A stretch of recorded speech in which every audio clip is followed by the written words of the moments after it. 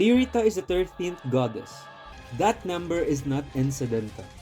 She was found in ruins, no activation record, no temple of origin, no surviving documentation of what she was designed for or whether she was ever used.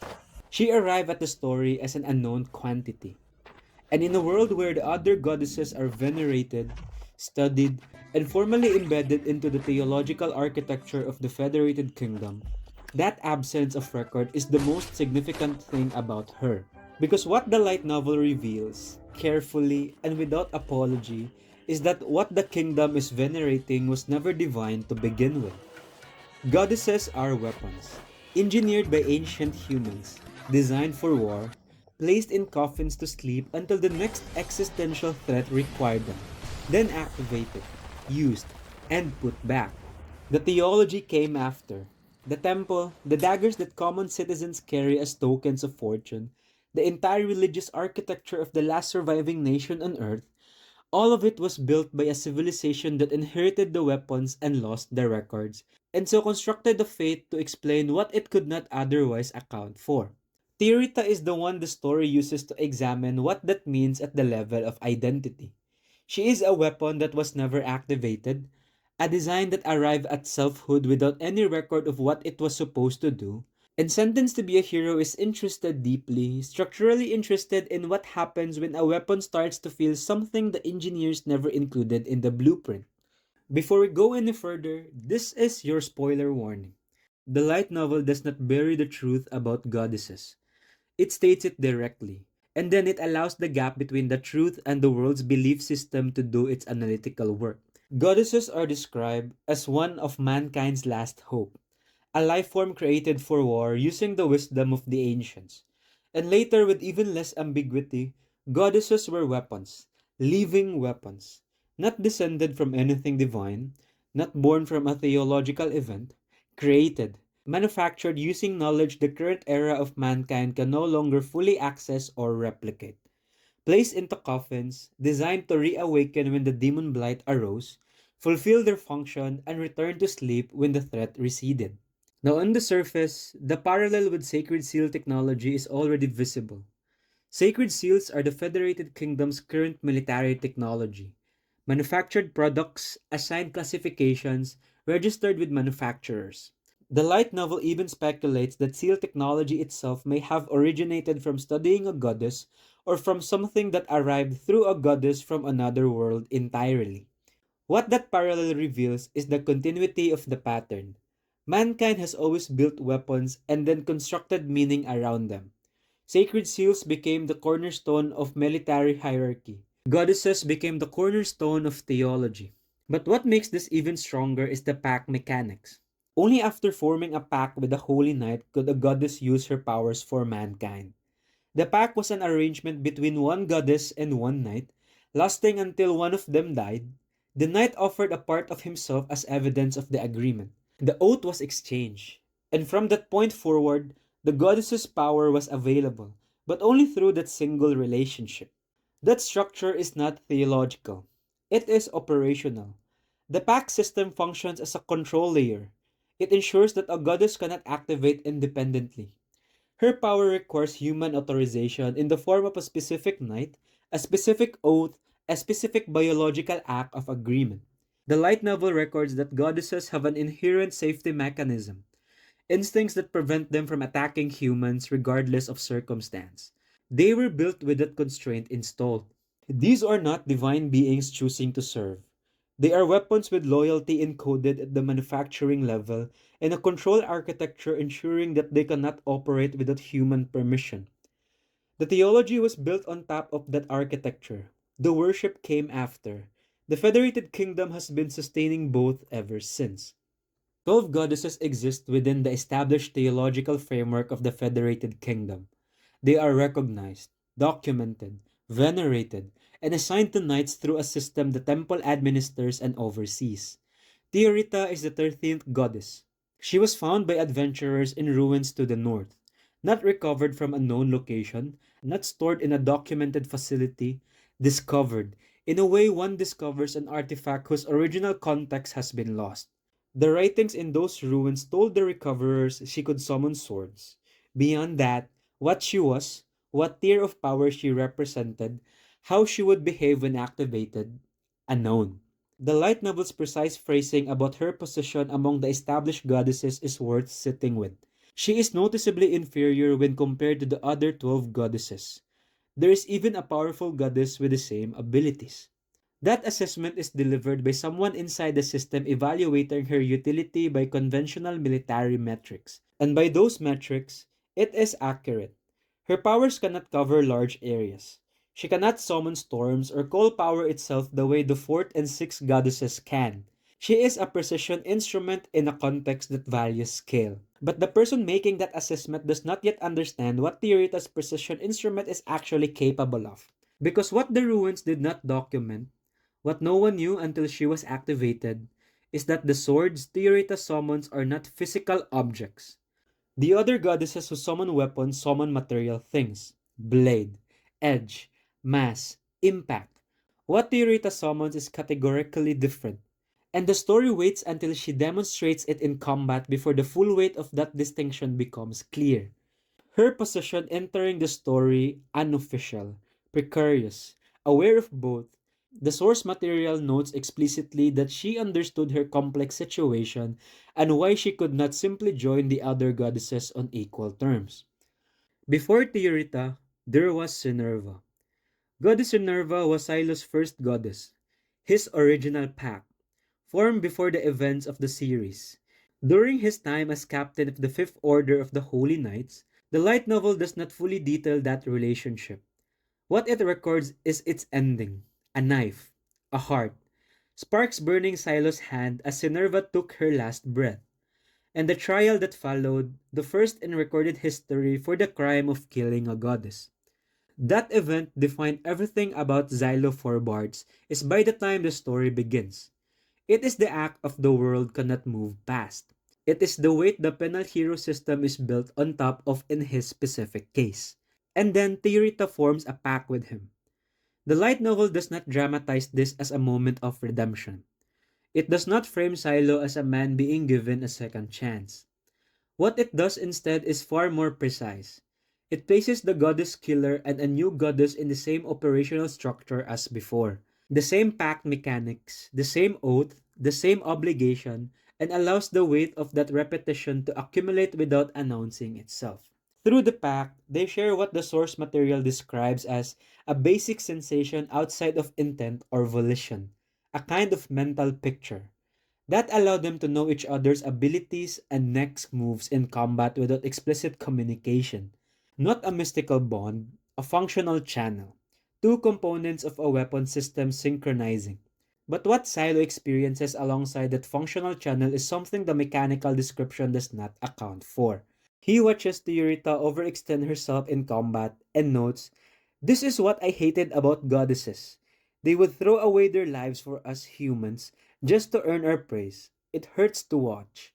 A man who killed the last goddess, now watching this one push toward the same edge, and feeling something about it that the pack architecture was never designed to produce. Let us examine what the Holy Sword actually is, because the light novel is unusually precise about it, and that precision is where Theorita's true position in her power hierarchy of this world becomes visible. Most goddesses' abilities functions on a physical frame. They summon or manipulate things that exist within the material world.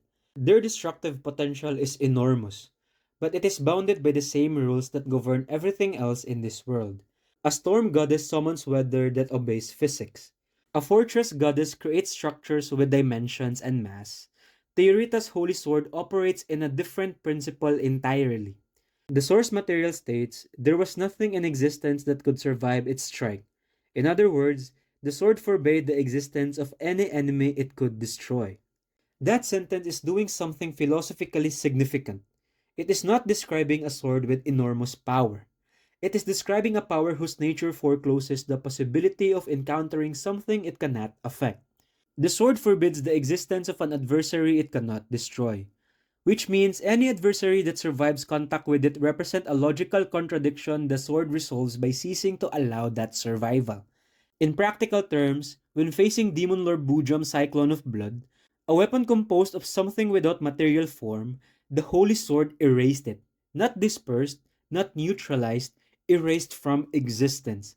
Because the Holy Sword would not allow something it could not destroy to continue existing. And then comes the moment where the story shows the boundary of even that capability. When faced with something genuinely immortal, something that conventional framing of the Holy Sword could not address, Theorita's response is a stiff smile and a sentence the light novel delivers with surgical calm. There is nothing in existence that can survive a strike from the Holy Sword. And then, nothing of this world, perhaps.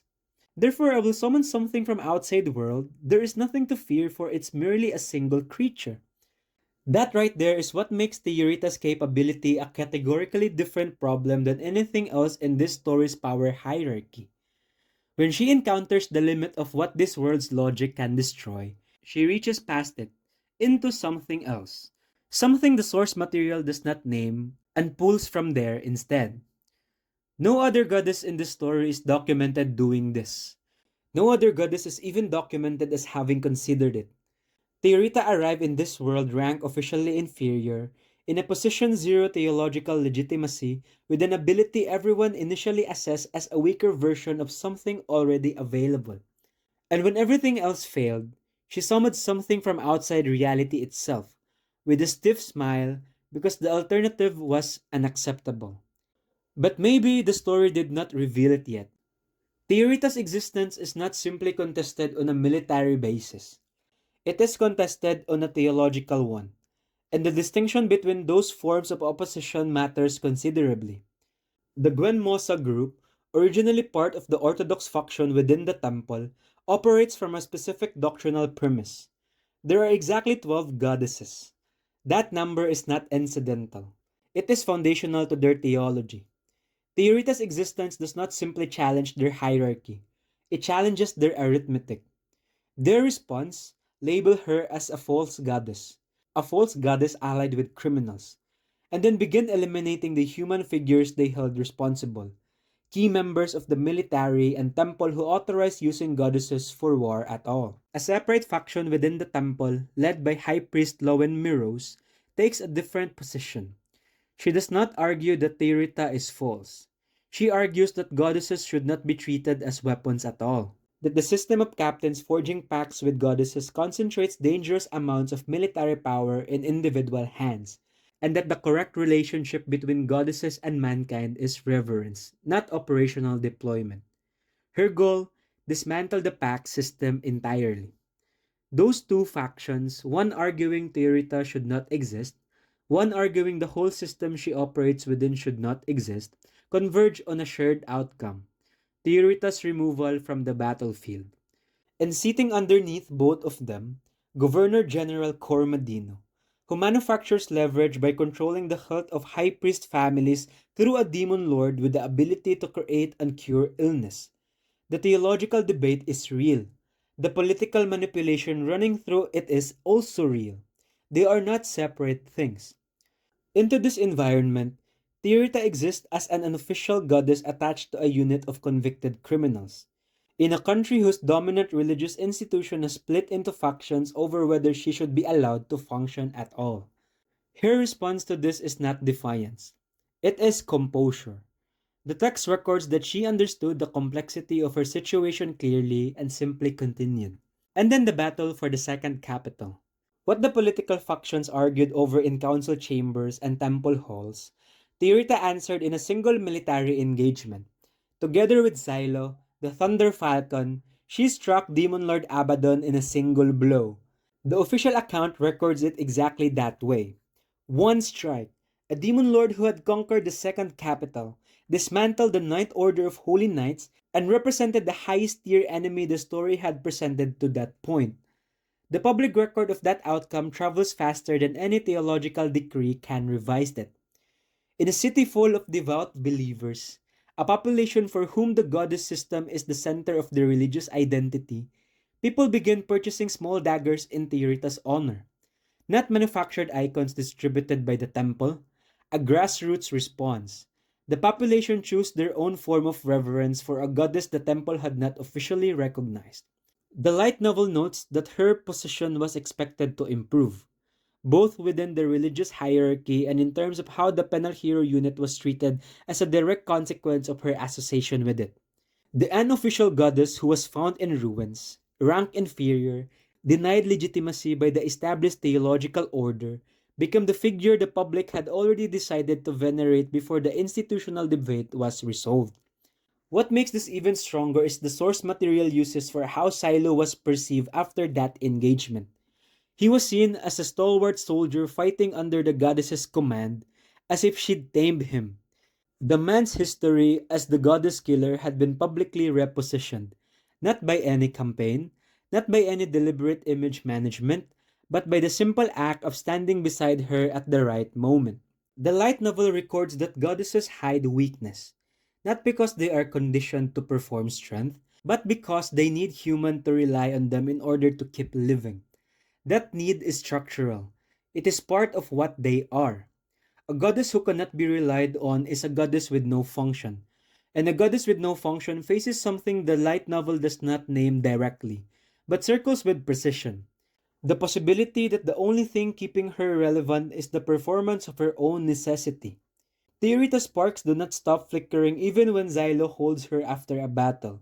He notes this and cannot determine whether it is a symptom of her recent awakening or her natural limit. He does not ask her. He has already learned that she will not show him that weakness. But the moment the light novel records with the most precision is not a combat sequence. It is a conversation after the unit has been forced to harm human targets, an outcome of the political complexity around them. Theorita clutches her chest and says, "Hurting humans pains me greatly. It makes me feel sick." Silo's internal response is what the story needs to sit with. That's because you're a goddess, created by mankind to serve and please them. No, maybe that wasn't the reason. I wanted to believe there was more to it than that. I felt disgusted with myself for being so stupidly optimistic who I was trying to fool, and yet I couldn't help it. That passage is the emotional thesis of Theorita's character. Not her power, not her political significance, not the holy sword. Silo, a man trained to read battlefields, trained to calculate seal calibrations in fractions of a second, trained by the state to be precise about the nature of things, cannot determine whether the thing he is watching in Theorita is program behavior or something that was never programmed at all, and cannot stop hoping it is the second one. That is Theorita, not the divine figure the temple's theology constructed, not the unofficial inferior the established goddesses hierarchy dismissed, not the false goddess Gwen Mosa declared her to be. A living weapon found in ruins, carrying an ability no one had fully documented, attached to the man who killed the goddess before her, operating inside a religious built on top of a military program, and somewhere inside all of that, feeling something when humans are hurt that no one who designed her ever accounted for. That right there is what Sentenced to be a Hero is doing with Theorita. It is not writing her as a goddess who discovers her own humanity. It is writing her as a weapon that may have already exceeded the parameters she was manufactured within, and leaving it precisely ambiguous whether that excess is design, accident, or something the story will eventually have to name. Thank you for watching, and if you like this breakdown, please do not forget to subscribe, and I want to hear your thoughts in the comments. I will see you in the next video. Take care and goodbye.